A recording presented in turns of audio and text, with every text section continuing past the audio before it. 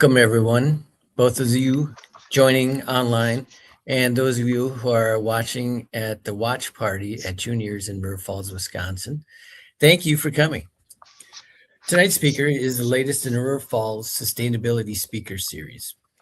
My name is Mike Noreen, and I'm representing one of the three sponsoring organizations, Hope for Earth, the local sustainability nonprofit in River Falls. Our mission at Hope for Earth is to create a hopeful, ecologically sustainable future through collaboration, education, partnerships, advocacy, and action. And beyond hosting the speaker series, we're developing a climate action and resiliency plan for River Falls and the surrounding communities. And we're once again hosting EarthFest on April 25th at the UW River Falls campus, and everyone is invited. We're an active group and we're growing, and Hope for Earth changes to the needs of our climate and our community. We're always looking for good people who want to get involved and follow their passions. And if that's you, please find someone wearing a name tag and add your name to our email list.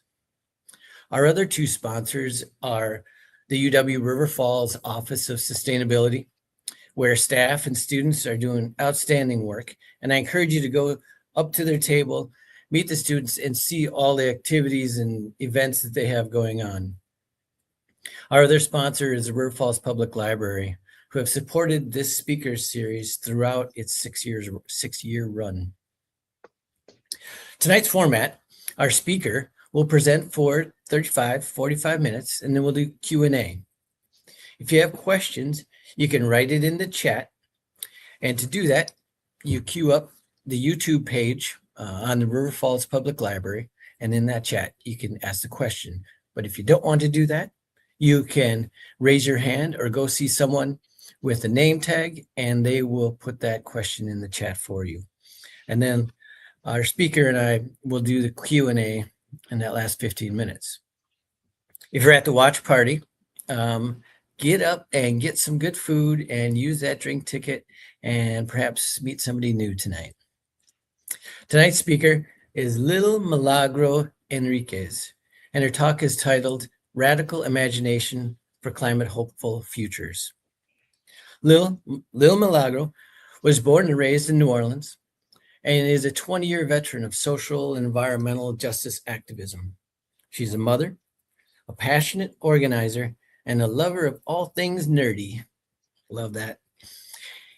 In 2014, she won the Jonathan Daniels Memorial Fellowship for Social Justice.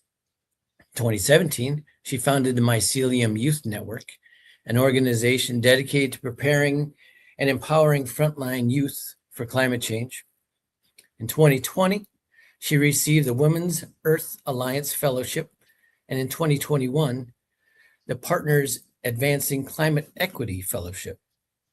She's been recognized as one of the top 16 eco warriors in 2021 by Marin Magazine, and did a TED Talk with the city of San Francisco, illuminating the failures of conventional education to prepare our youth for climate change in 2022.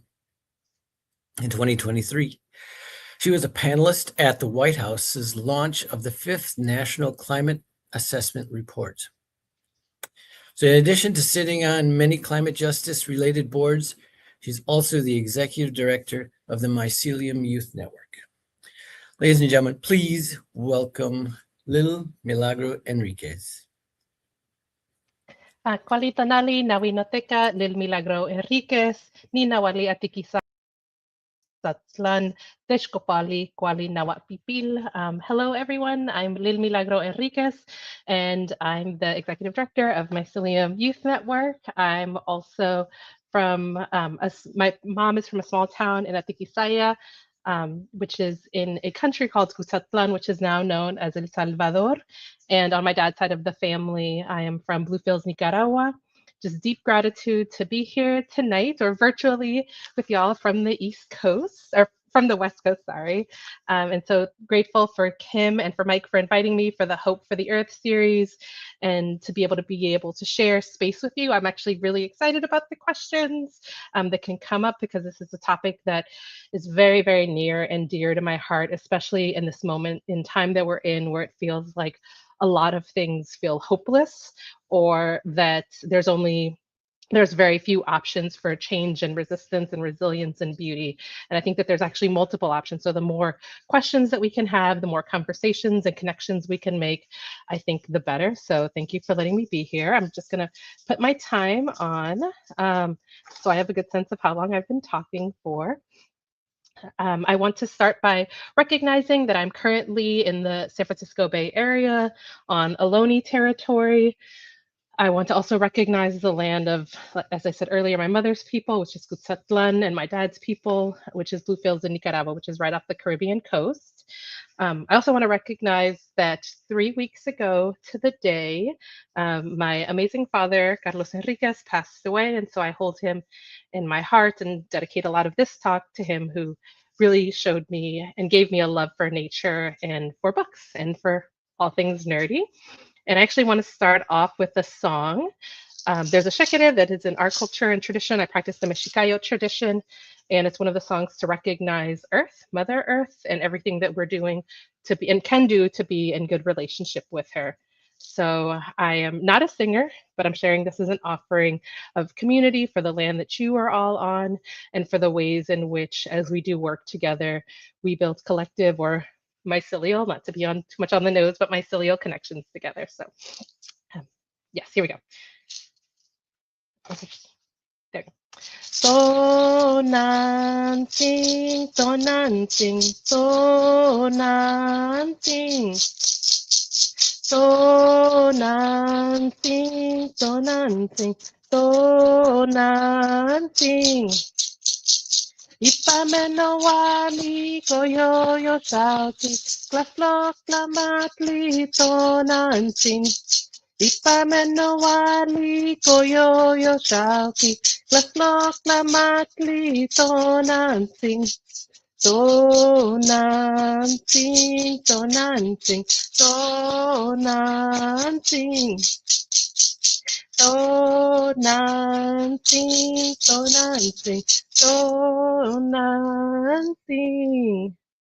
And it's a little weird to do that song virtually where I can't really see anybody, but there you go. There's my offering for all of the land that we collectively hold on this beautiful Mother Earth, which in the Mexicayo tradition is known as Tonantzin. I also want to recognize that I come into this moment and into this space with each of you as a mother, as a daughter, granddaughter of matriarchs and patriarchs, all of whom have planted seeds and have witnessed incredible life-changing, so I might even say apocalyptic events in the different traditions and histories and backgrounds that they themselves have experienced, and who, through the midst of it, have been able to plant seeds for change and for a better tomorrow. And I want to actually begin by sharing a little bit about my history and my story for two reasons. The first one is that directly informs how I arrived today. I think sharing stories and sharing our own personal histories and struggles actually, and hearing others' stories and struggles allows us to build really deep connections and allows us to begin to imagine the kinds of worlds that we want to build.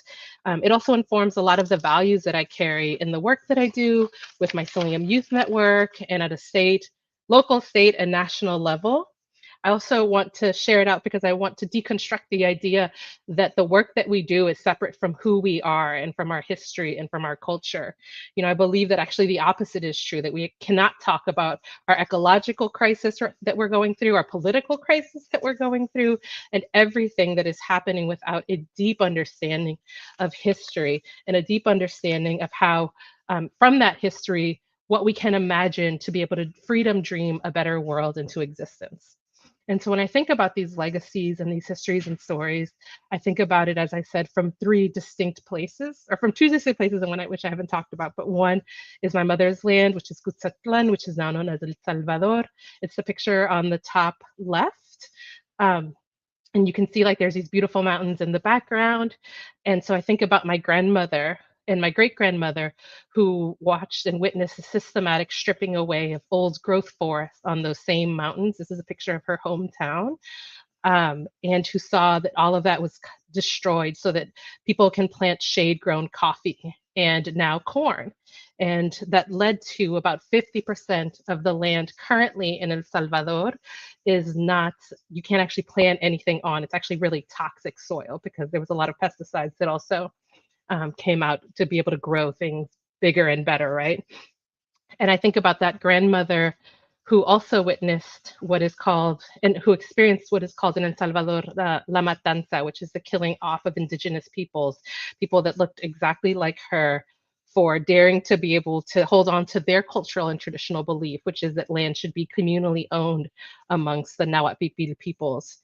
And I think about then what that meant for them in terms of how difficult it was for them to be able to find work, to be able to plant the crops that they needed to grow, to be able to maintain the ecosystem that they had such a deep and careful relationship with, and to be able to survive in that as a space. And I think about my father's land, which is this picture on the bottom, which is Bluefields, Nicaragua, off of the Caribbean coast, and the ways that, like, throughout their Nicaragua's own history, there have been U.S. warships stationed off the coast in case people voted wrong or voted communist, which was often a way to identify anything that meant keeping hold of traditional communal lands. But I think about him and everything that he witnessed, which led to actually a 100-year history between my father's family in Bluefields and New Orleans, actually where I was born, which is the picture on the far right. So I think about all of these legacies of deforestation and destruction, and yet at the same time, legacies of resistance and singing of songs and sharing of culture and breaking bread and food and resistance and music. New Orleans is known for the music that they produce, and which has definitely greatly informed my own history, music and culture and tradition. And now I think about in all of these moments of resistance that they often, as people of faith, moving away from their own Nahuatl Pipil traditions on my mom's side, but as people then who took up liberation theology within the Catholic tradition, and who they had, like our version of Dr. King in liberation theology was Monsignor Romero. And he has this beautiful quote that says that we are prophets of a future not our own. And I think about that as we're witnessing currently destruction that's happening in the world and what that means both for ourselves in the moment of things happening, but also in terms of the legacies that we want to leave for others, especially our young people. And so being able to lean into those places of resilience, knowing that I come from a long lineage of people that have experienced horrific loss, but also have created amazing opportunities for themselves and for their families and for their children, even sometimes at the expense of their own lives, and what that means in our current moment, and what that means for the world that we want to build collectively, which for me is a world that is based in justice, a world that is based in love and compassion, and that is deeply connected to spirit and to earth and to community. And so by the time I was born in New Orleans, because both my mother and father left their homelands because of the aforementioned destruction and arrived in New Orleans, I really arrived with a deep understanding of and love of nature, but a distance from it, right? So both love and distance from, because not knowing and not having myself a deep connection to it. And also growing up a working class kid in New Orleans, a lot of the things that I really leaned into were these places of like nerdy imagination and watching X-Men on television or cartoons or playing video games. And in this place of fantasy or in this place of gaming, really thinking about and seeing what other worlds could be possible. And I think gaming, and I'll speak to this a little bit later, but gaming and fantasy really allows us to open up our imaginations to the kind of worlds that we want to build. And when we can especially combine that with that deep personal resilience and familial history of what we want to be able to build, it can actually be really, really beautiful.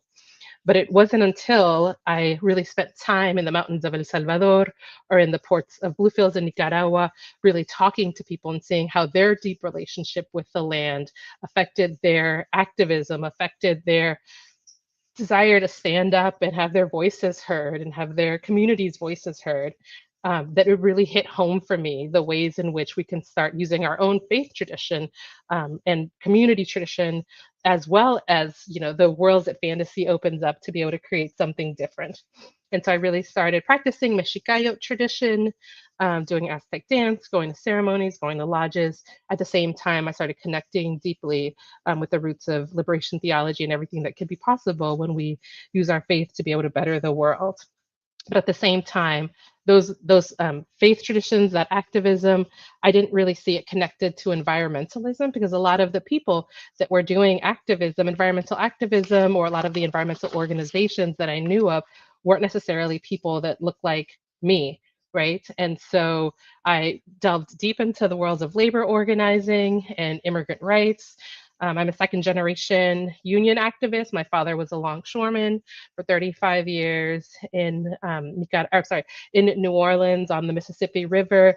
And so I connected with that, but I didn't connect with environmentalism in the same way, even though it was part of my own spiritual tradition and practice within Mexicayo tradition.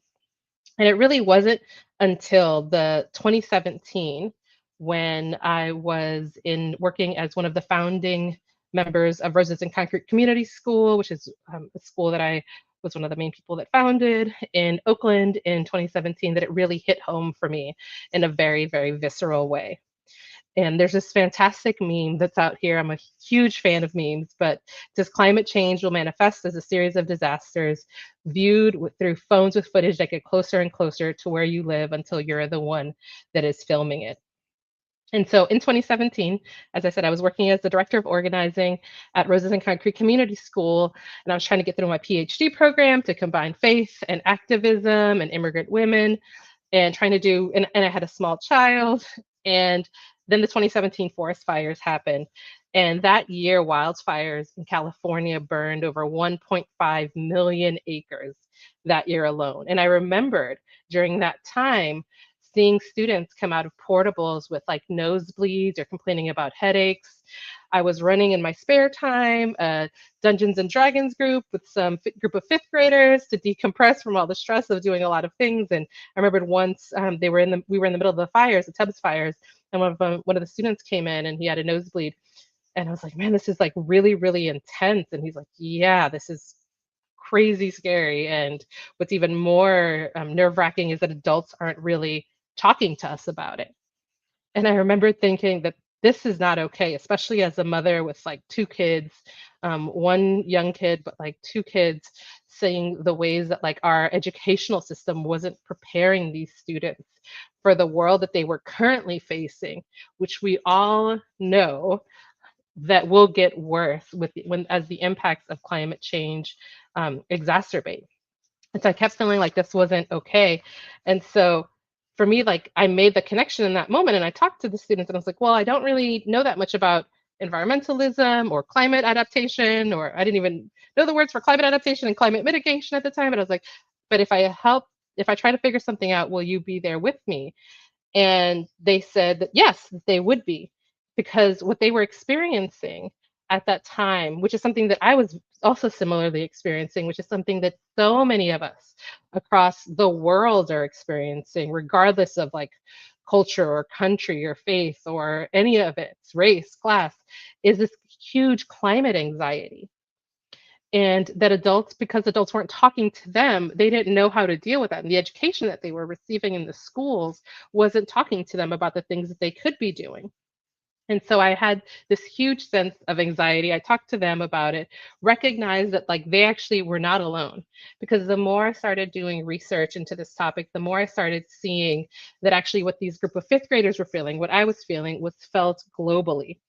And I knew then that I wanted to focus my life in being able to figure out this issue. And I didn't have necessarily the right answers.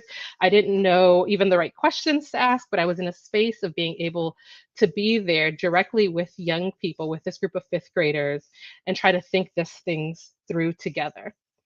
Because what they are seeing on when they're experiencing the climate crisis is, horrific. And that could be things like the wildfires that, are so common. There's actually now called wildfire season in California, or the floods or the droughts that we've also experienced. And that other people experience, like the massive snowmageddon, I think is what Virginia, I think, is going through right now. And that they're experiencing and seeing all of these things that are present, but they're not seeing necessarily the ways that solutions are being presented to them. And so what we're doing in a way is we're telling them that the world that they're seeing with their eyes, that they're seeing on the news, that they're experiencing themselves, that they're breathing in, if they're around wildfires, that actually is not accurate, or they shouldn't pay attention to it. And it's causing this mental health crisis across our country of students that are seeing something, young people that are seeing something, and then experiencing or being told something different. And I think that not just young people are experiencing this, often us as adults, this idea that, oh, there's all of this horrible stuff that's happening, and we don't even have time off as Americans to be able to, take a mental health day, or just go to work, or don't worry about it. There's definitely been studies, or there's definitely been moments amongst different climate crises of people that had to go into work even though there was a hurricane going on, or even though there was a flash flood warning. And so we're experiencing this really mental health crisis across our country, and we're not seeing those solutions to our climate challenges presented on the news. And we're seeing the ways that it's getting worse and worse. As Mike said at the beginning, I was really honored to be at the Biden's White House for the fifth National Climate Assessment launch. And one of the quotes of the fifth National Climate Assessment report that has always stuck with me is, in the 1980s, the country experienced, on average, one inflation-adjusted billion-dollar disaster every 4 months. There's now one every 3 weeks. And this is a mind-blowing statistic for me, because I've known and I've seen this for years. I feel like young people, many of us across the country, are experiencing this, that we are not actually physically or mentally prepared for the effects that are coming in our climate future. And we're not ready for this reality. Our workforce isn't ready. Our mental health therapists and professionals, I sit with a lot of mental health professionals with climate, or thinking around climate health. Our frontline communities are definitely not ready of it. And so we're seeing this anxiety coming out of this fact that we're not really ready. And so but what we are seeing, or the one place that we are seeing things be reinforced, is actually in our imagination. And by that, I mean that we've seen for years and years and years, within our television shows, our video games, our movies, the ways that apocalyptic narratives have become the norm. Our subconscious is completely filled with this apocalyptic narrative that's everywhere. And so solutions get very minimal airtime. But we'll see stories like this, and these are two pictures, one of which is from Terminator 2 Judgment Day, which is a really great movie if you have not seen it, but it's also dating myself. But Terminator 2 Judgment Day, and one of them is from the wildfires that happened in California a year ago in January. And it's hard to see the difference, right? Or we're seeing, when we see stories around flooding, or we're seeing the ways that the narrative around a dystopic future has become so normalized. It's like, I have an example here from Terminator 2 Judgment Day, but there's also Mad Max. There's The Last of Us, which is a great video game and television show that is based on apocalyptic mushrooms that are running amok. But we're seeing all of these ways that a dystopic future is primed in our subconscious. And then we're seeing the news, and we're seeing images that reflect the dystopic future that we've seen on television and video and games. And I think that it's really important to mark that that's the one thing that our subconscious already has in our minds, is this apocalyptic image. And we have to be able to create spaces for radical imagination that allow us to really combat this reality, or not even this reality, this imaginative place.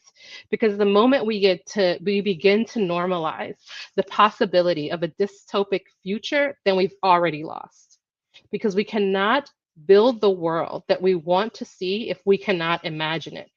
And this is not to say that we shouldn't be putting attention to things when they happen in the world, but we need to, at the same time, create active space, especially with our young people, for other types of work.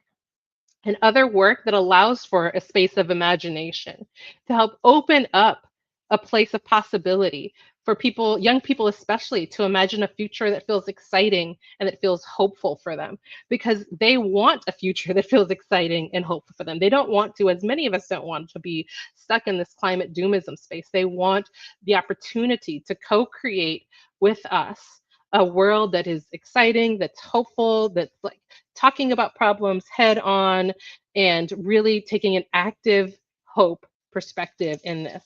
And that's from this moment, from that moment of 2017 to today. I've really, and for as many years as I'm granted on this earth, that is my life's work and my life's mission, is being able to create with young people places of imagination and climate hopeful futures. There's another quote. I have a lot of quotes. There's another quote that I really love that says, like, to be truly radical is to make hope possible rather than despair convincing. And so I think about this a lot, because when I talk about hope, I'm not talking about hope as in like hokey hope or what's now known as like toxic positivity, or I'm just trying to pretend like everything is okay.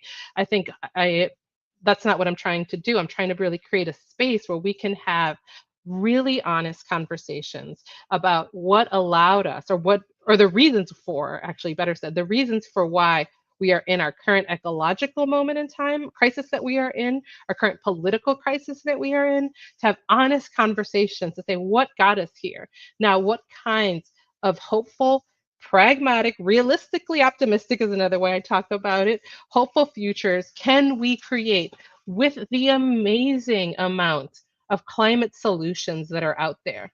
I've been able to sit on a lot of boards. I've been able to go do a lot, like meet with different communities, and there are incredible solutions to some of our climate challenges. The fifth National Climate Assessment Report actually talks about that as well, is that we've never seen so many climate solutions to our current crisis ever. And that's a place for hope. And so, but we need to be able to get that out there, let people know, so that we can invite them in to making those solutions a reality. And we need to start building out storytelling that really normalizes new behaviors and new ways of being in relationship to our earth, to our plant and animal relatives, and to each other, so that we can start building the kind of individual and collective resilience to the challenges that we are in.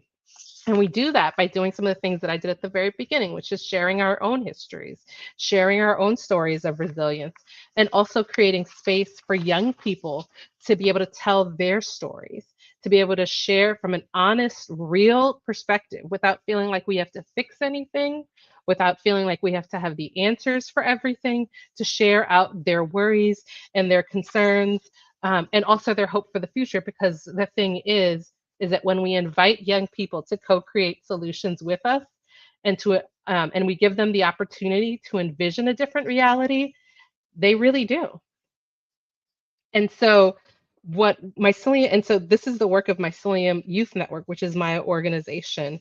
And what we do as an organization is we take the best of scientific data, and this is changing now with a lot of the cutting of federal funding and the dismantling of certain research and studies, but we still have a lot of great allies and a lot of great data to be able to pull from. But we take scientific thinking like NOAA's reports, like EPA reports, and we look also at like local vulnerability apps and maps, and we start saying, okay, what do we know is going to come in the next 10 to 15 years? Okay, so what do we need to know? If that's the reality, or if that's something that we see as possible, what are the solutions that we want to be able to build out? So we really pull from a place of scientific data, and then we tie that to radical imagination and also ancestral knowledge, because we also recognize that our current way of doing business, current business as usual, is actually going to, even if we stop doing everything we needed to do pollutions wise, we're going to go off the climate cliff unless we start fundamentally shifting and changing our relationship to our earth, to our planet and animal relatives, and to our ecosystems and the land that we are on. And so we push young people to be able to dream really, really big from a place of acceptance about our reality and understanding of what is coming in the future, and a place of opening up space for imagination and for potential. And so our work is really that at its heart. And we also pull in a lot of traditional ecological knowledge. We pull in a lot of ancestral traditions and practices because we want to have young people and ourselves cultivate a different relationship to the earth. And so here's another way of looking at it or seeing it is we take climate and community resilience practices, the different solutions that are present in different communities. We take STEAM, science, technology, engineering, arts, and math. We combine that together with indigenous and ancestral traditions and knowledge, and it's just a feedback loop that is consistently running. And so we do our work through four main programs. Four main programs. We have our Climate Resilient Schools program, which is our flagship program. It is the program I started with that group of fifth graders when we were both trying to figure out what we were doing. And I was trying to, the last time when I started Mycelium, done a science class, was like, I think science for non-science majors and undergrads. So it was a lot of relearning that needed to happen and learning alongside young people. But we take next generation science standard aligned scientific standards. So that's basically means that I'm not sure where y'all are at, but in California, there's next generation science standards, which kind of governs what are the learning objectives of each grade. And so we take those and then we run those through the lens of climate adaptation and mitigation. We say, what's going to happen in 10, 15 years? What do we want to build out now? We have a few mini programs within that, like our Clean Air is a Right, Water is Life, growing our health, food, soil, and carbon sequestration. And it's all looking at, here's the different things that we know are going to affect the Bay Area. So what can we immediately put into place to be able to solve and to be able to do something, I should say, around different climate issues as they come up. And it allows young people to start from that place of change at the classroom level, right? What do they want to see? And then our Youth Leadership Council the next three programs are actually all paid internship programs. We believe very strongly in paying our young people. This is a high school program. YLC and Data Warriors are high school and Gaming for Justice is middle school, but we believe strongly in paying young people for their labor and for their work and for their thinking. So our Youth Leadership Council program is one where students that have gone through our Climate Resilient Schools program and who want to take a leadership role at their school, we then say, okay, how would you build out your school as a resilient hub? Given this is the reality that's in, the San Francisco Bay Area or in Oakland or in San Francisco, like how would you build out your school as a resilient hub? And students spend a year doing a lot of eco mapping on their land. They create a community needs assessment. And then from there, they create a climate action plan, and then they slowly start building out their schools as resilient hubs. This could be anything from building out bioswales at their school sites.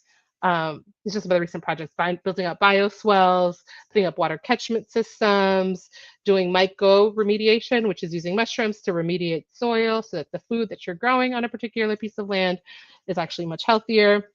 Then we have our Gaming for Justice program.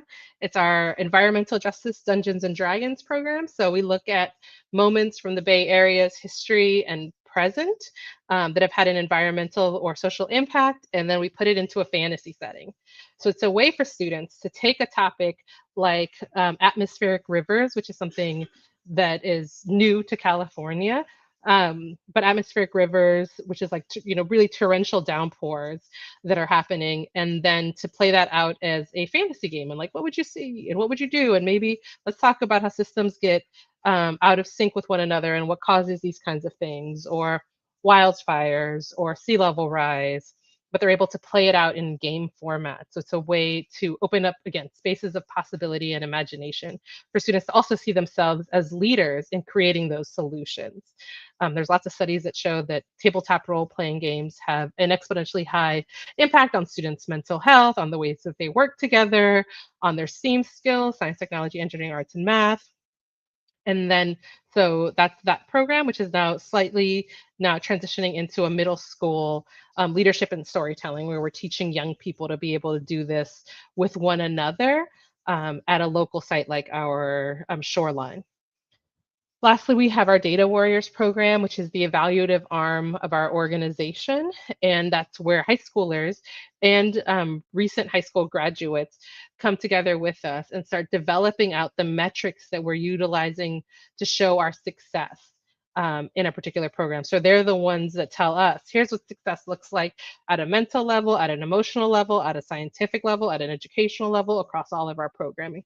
And then we work to really integrate those teachings and evaluation metrics into our own programming to create that constant feedback loop that I was talking about. Oh, I'm looking at the time. Oh, actually, I'll wait on that one. Okay, sorry about that. Yeah, and so like really one of the things that we're trying to do again is like have that area of climate mental health. We try to combine that with imagination and with just really scientific data on climate adaptation and mitigation techniques. And one of the things that we've learned is that like when you again talk openly to students, they're actually excited to talk about this. They know that the situation is not good, but they'd rather have really open and honest conversations than be able to continue practicing or continue moving as if like the world hasn't shifted. And our Gaming for Justice program in particular is one that's near and dear to my heart because of that place of imagination. And then seeing what kind of world, creating space for young people to imagine what kind of world they would build out if there were no boundaries or borders around this world, and seeing what they come up with. And also seeing the ways in which they're automatically, or so many of our young people, I shouldn't say automatic, so many of our young people are really geared towards understanding the world from a justice perspective and from an empathy perspective. And then when you combine that with pieces around gaming, or when you combine that around collaborative activities that students can do together, it actually is a really hopeful and exciting thing to witness them doing. And so I actually had the pleasure 2 years ago, a year and a half ago, of as part of our Gaming for Justice program, of sitting with NorCal Public Media, who is a local subsidiary of the PBS, public broadcasting station, and they filmed us doing this exact thing with young people. And so the clip I almost went to a little bit too early, but the clip I almost went to was one where it was like a little teaser trailer for our work. And students had spent 2 days. The first day, they play this role playing game around wildfires that take place in the deforestation of oak trees from Oakland and the planting of eucalyptus trees, which are actually incredibly flammable. We put that into a fantasy setting, and they played it out on day one with like custom D&D Dungeons and Dragons characters. And then on day two, we went into the forest that we were talking about, that same deforested forest with eucalyptus trees, and acted it out. And so it was an exciting way to think about how storytelling in different formats can actually push students to get really excited around climate. So I was hoping to show this like 40-second clip of our of the little teaser trailer. If you do want to see it, it is now officially on PBS National's website and I believe Hulu. It's called Climate California, but I will show the clip. And count. All right. And 3, 2, 1, action.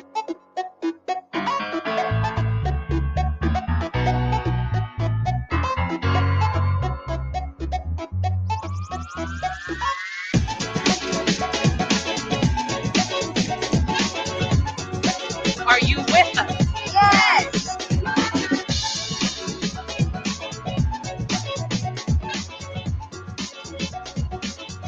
1, 2, 3. Amazing! All right, everyone.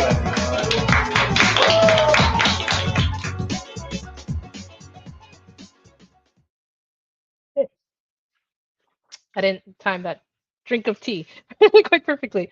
Yeah, and so the reason we do this actually with middle schoolers instead of high schoolers is because middle schoolers are right at that place where they're becoming and starting to think of themselves as like not grown, but grown-ish, as like young adults, and we want to keep them in that place of imagination and childlike wonder and imagination as much as possible. And the reason it's also important for us to do this work with young people is that we want to create as many places as possible for young people to see themselves as leaders. That in our educational schooling system, students can easily feel like they're meant to be just passive participants or empty vessels to be filled. And that's actually not the case. It's actually really important for us that students see themselves as active in their learning and as taking agency for the things that they're learning and how they're learning and the things they want to dream and play and imagine. And it becomes really important for us to be able to cultivate some of those places with young people and have those as both honest conversations around the things that they are experiencing in the world, but also just be silly.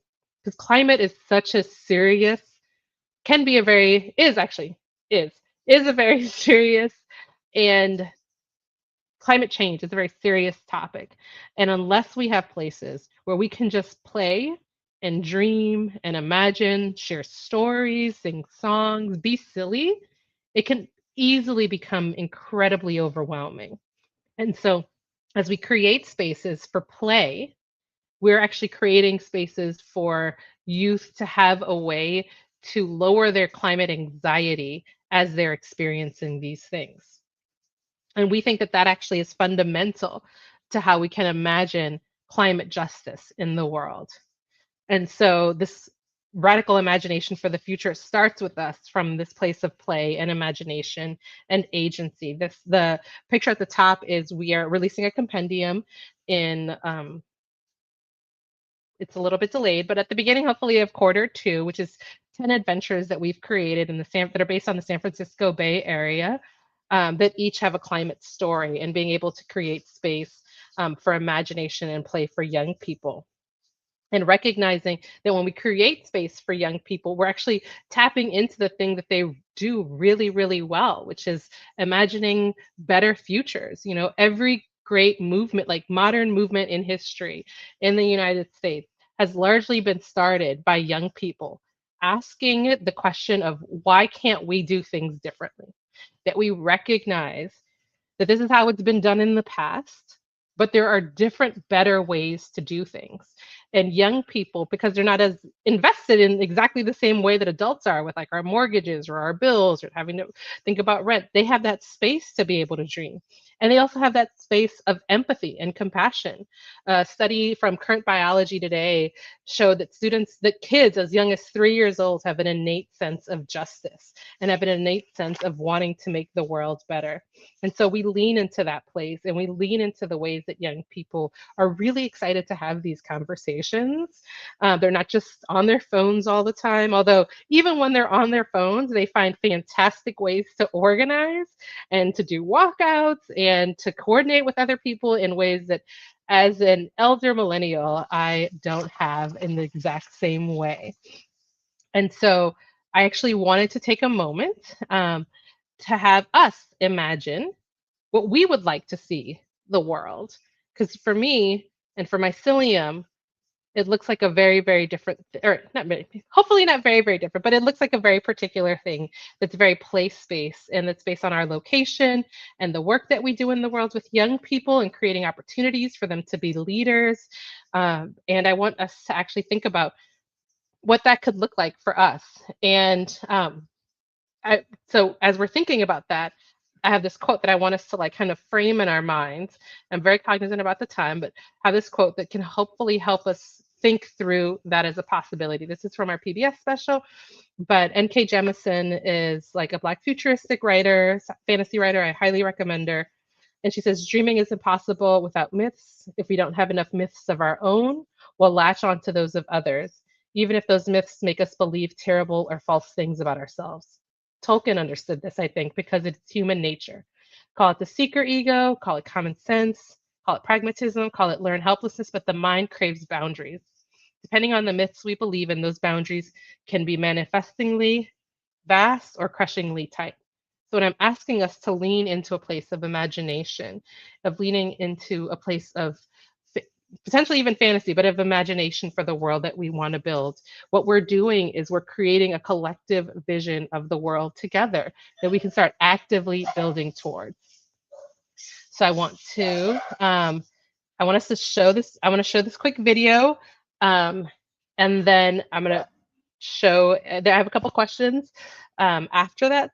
And so this is a video for a movement called solar punk, which is how do we imagine the future where technology is actually part of our, can work for us and not against us. So here we go.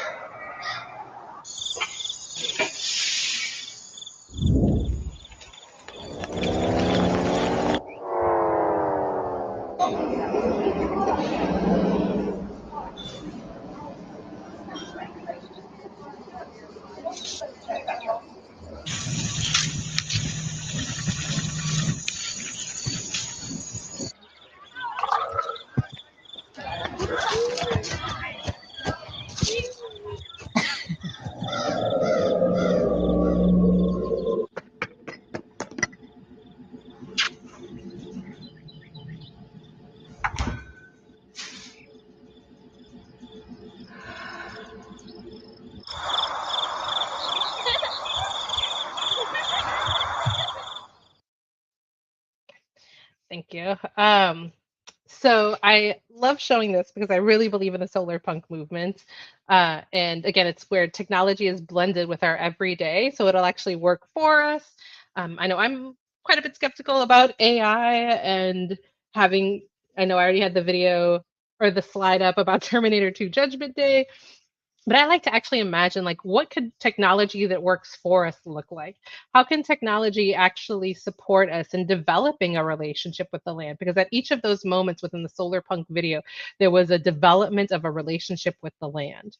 And I think about what that could look like from a tech perspective. And for the work that I do at Mycelium, then from a youth vision and power perspective, because we want to be able to provide, and we do provide at Mycelium, spaces for young people to have decision-making power in our organization, to help define for themselves the world that they want to see, but also help us collectively decide the worlds we want to build together. And so I have a few questions, and I'll just do, I don't, I'm assuming y'all are out and about drinking and having an appetizer. But if you can take a moment and just think about what is the world you want to imagine, like, and what is the world that we want to leave our children and our children's children. And if you feel called, I would love to have y'all close your eyes. I'll close my eyes too, and just picture that world. What does it look like? What does it smell like? What's happening? For me, I think about communal space. I think about young people and adults and elders all holding space together with our plant and animal relatives and learning that intergenerational learning that our ancestors hold. But what does it look like for you? And one of the quotes that I have on my signature, my email signature, is, you have to act as if it were possible to radically transform the world. And you have to do it all the time. And this is Mycelium's work.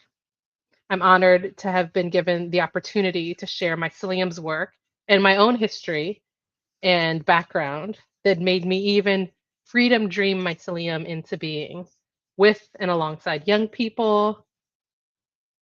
And I'd love to hear your perspective and your questions. And it is not a Lil Milagro Henriquez talk if I do not have Tolkien quotes. I adore Tolkien. And there's also a woman, if you really want to know, who's fantastic, that I follow, was Jenny Harris with a G, G-E-N-N-Y, Harrison, who has great analysis of Tolkien's work and its meaning in today's political climate and fascist dictatorship that we're approaching, right? But there's a quote that says that, where Frodo is like, I wish the ring had never come to me. And Gandalf says, so do all who live to see such times, but that is not for them to decide. All we have to decide is what to do with the time that is given to us. And my last Gandalf quotes, they're both Gandalf the Grey quotes, but my last Gandalf quote is, there's this moment where he says, despair is for those who have seen the end beyond all doubt. We do not. And it's a way to emphasize that we don't know the future. And if we imagine and dream the future together, it can be something radically different. So until that moment comes, until the future becomes a certainty and not just one of many possibilities, I will not despair. And I hope you will join me in not despairing in our world and in the work that we need to do, because our young people need us now more than ever. So here's ways to connect with Mycelium's work. I am under 45 minutes, so I don't know if I started it when the time started, when I started my song. I'm under 45 minutes. I'm grateful to be here and excited to hear from each of you.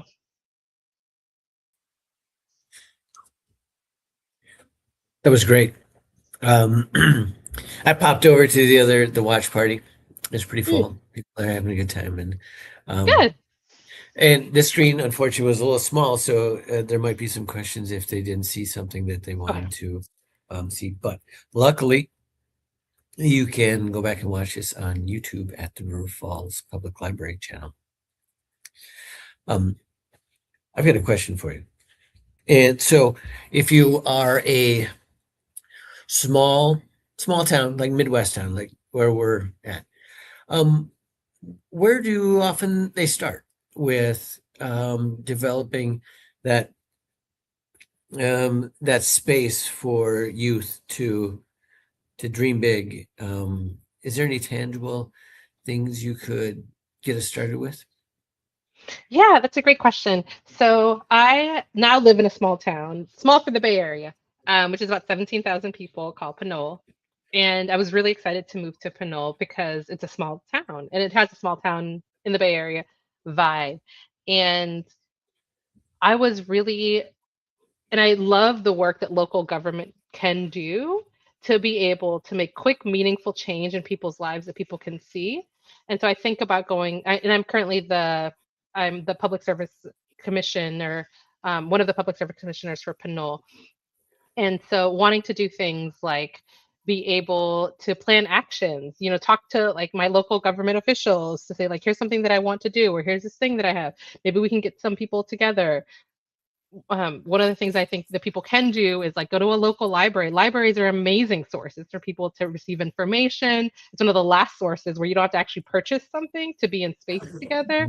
So whether that's Yeah. like a book group, whether if it's young people, like maybe going up to like the high school and saying like, hey, I want to run again, I'm D&D partial, a Dungeons and Dragons group with like some middle schoolers or some high schoolers, or like, hey, what's happening in your lessons? Because teachers often want to be able to bring in people that are based in community that have a specific knowledge set, and they often don't have time to be able to go out and do that work, right? Because underpaid, overworked is the classic story of the American educational system. And so being able to volunteer that up as service, if there's a local chapter of a larger organization, or if there's like even an environmental justice organization that's in the town, I think that could be great. But there's also places where outside of just like EJ work, it's thinking about what's happening with other issues that are present that are like, I think immigration is an environmental justice action. It's an environmental justice policy, or thinking about housing, which is huge in the Bay Area. That's an environmental justice issue. So even the things that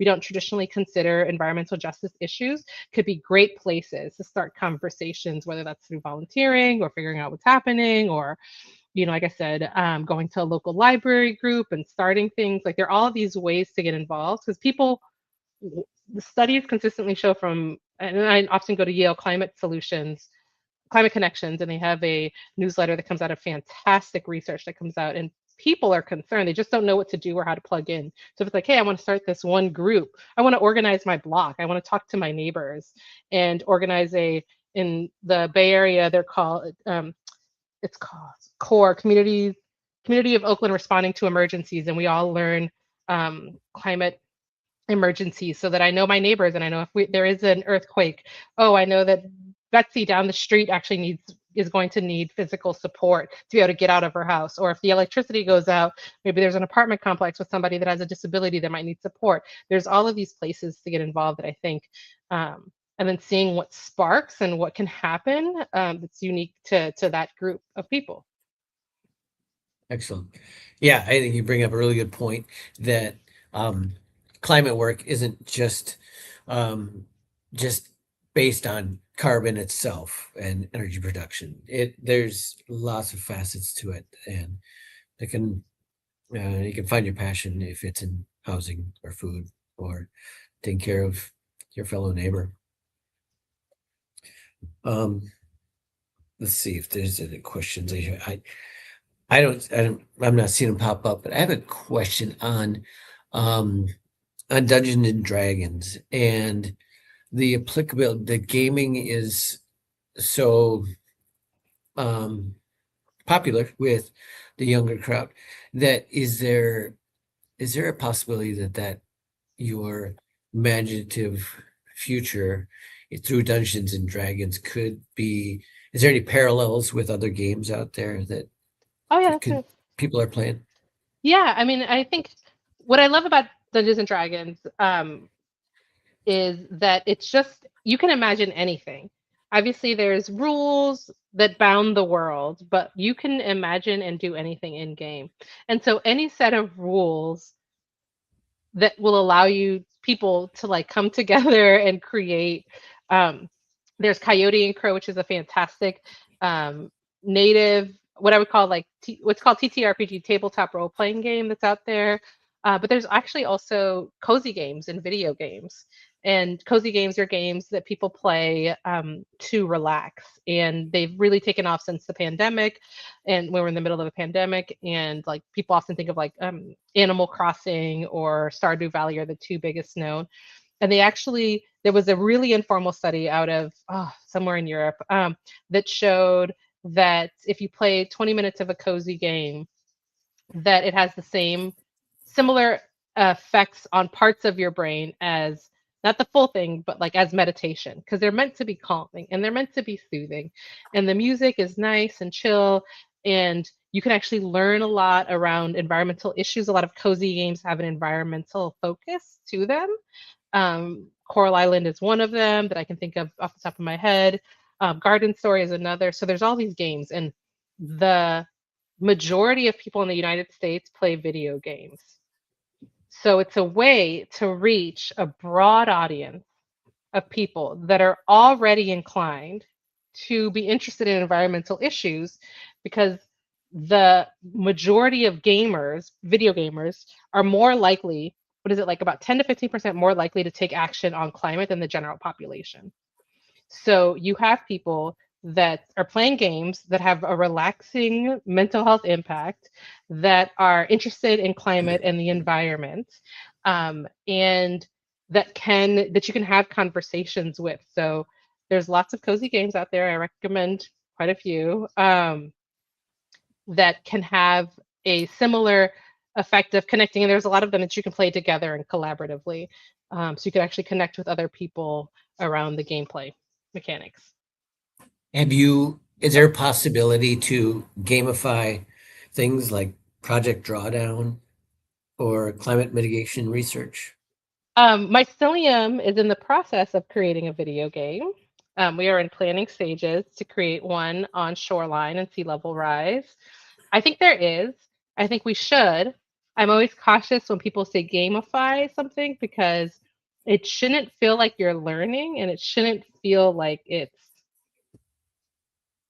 shouldn't be like, here's another way to take it. And it needs to feel like exciting and collaborative and creative and imagination rich.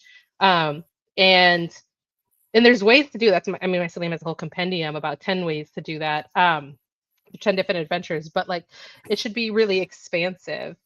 So yes, in different ways. And I saw a question in the chat. Oh, there's a few audience questions. Yep. You can see those. Okay. Do you want to take those on? How do you continue to discuss climate action and environment when people are just trying to live another day? That's a great question. I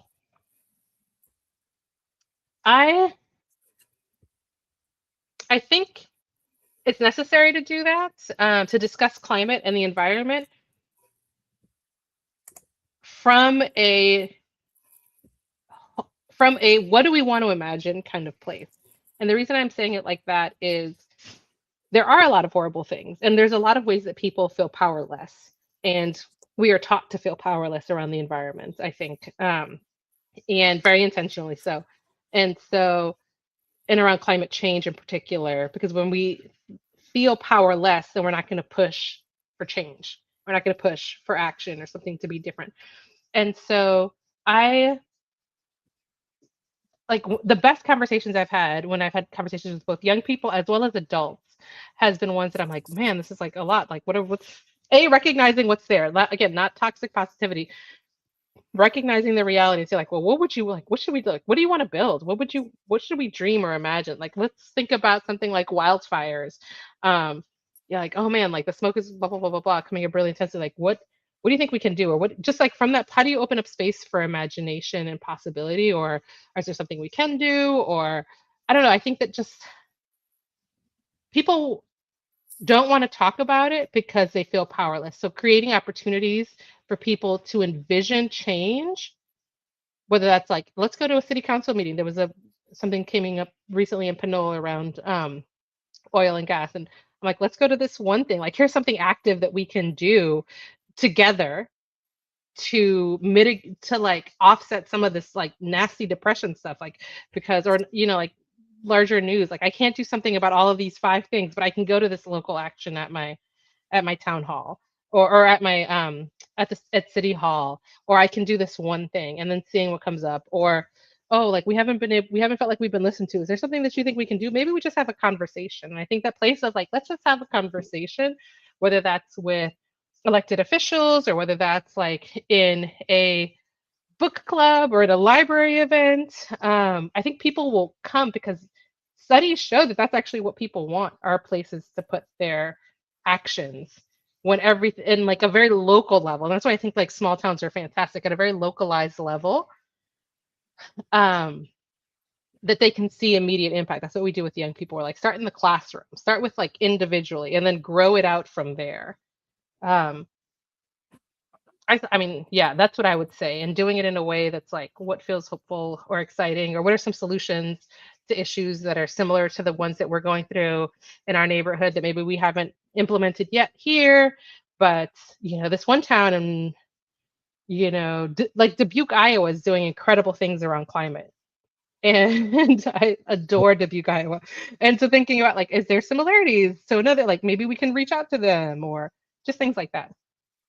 Yes, and I agree. I love Dubuque, Iowa. And when I was there, they had signs and information up that they were voted like the worst city in America in like 87. And they decided, nope, that's not us. And they completely turned it around and leaned into Amazing. sustainability and the arts. And yeah, it's a great town. Great town. All right, Lil, I know we're just a little overtime, but Mhm. can I ask one more quick Yeah. question from the group? Has your network expanded to other communities? I will take a broad definition to other communities. So we are San Francisco based. We have consulted on statewide education for the state of California. We have this year, very, very recently, opened up our consulting on education. So that we can offer consultations to other either educators or groups, particularly that work with young people around how to bring climate in a good way. And by that, I mean youth leadership, youth passion, and imagination way to like their communities and their constituents. So we're starting to do that. We've consulted on national curriculum for the Environmental Defense Fund for the work that they're doing around climate, and are, like I said, I'm in my planning stage to try to raise some money to create a video game that will be have climate adaptation and mitigation in a fun way in a cozy game. So yes, we are. We are also have done. We've brought our educators out to a few different spaces across the country to do workshops and trainings as well. Boulder in Colorado was like the biggest. I don't know if sister city is the right way to say it, but like is the community that the city that we've collaborated the most with outside of California, and would love to be able to bring stuff to other spaces, but obviously funding cuts are affecting everybody, and so very, very cognizant about what that can mean, but are always down for a conversation or just collaborating around what could this potentially look like or what can we potentially do. So yeah. Great. Well, Lil, thank you very much for agreeing to meet with us and speak with us in River Falls and around the world, whoever's watching our YouTube page. You've given us a lot to think about, and you've got a great vision, and we've learned a great deal. So we appreciate that. And for those of you who are watching and at the watch party, thank you for coming out. And again, enjoy the food, enjoy the company, and we will see you next time. Good night, everybody. Sounds good. Bye.